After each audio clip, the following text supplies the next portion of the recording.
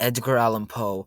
Born in 1809, he was considered to be the first emo. He was so emo that he hung out with ravens.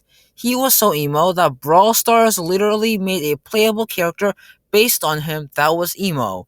He also spells Masque weird, but different strokes for different dorks, I guess. Side story. One time in English class, we had to analyze his poem alone. The TLDR of it was basically, I'm so different and special that it makes me uncool. I think everyone hates me. Is it deep? I don't know, it feels pretty shallow to me.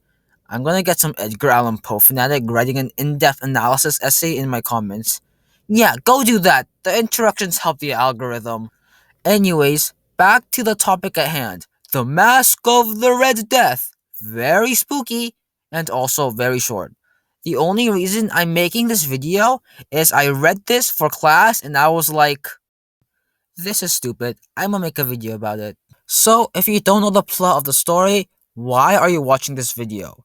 Basically, the story is about this prince, which I imagine to be relatively fat.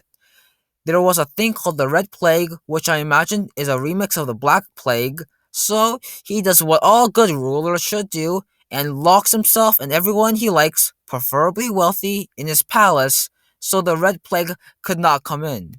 Not the brightest idea, but this was made like a million years ago. One day, he decides to do a masquerade party with all the people in his palace, which happens to be like a lot, but he decides that the rooms will be very dark and some bright torches, and also something related to colors, I don't actually know.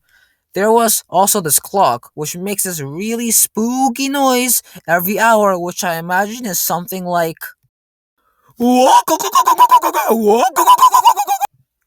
But in the last hour of the party, some guy comes in from the front door. He's real creepy looking and not supposed to be in the palace. The prince gets real angry, and tells a guy to grab the creepy pervert guy.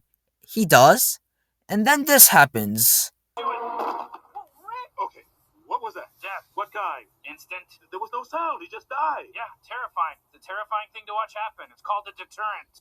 And then everyone dies. The end. This is a very deep and philosophical story with magnificent symbolism, or something.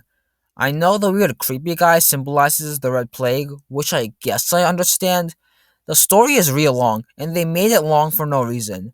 I could shorten the story to like a page or so. There's only like 5 plot points to cover.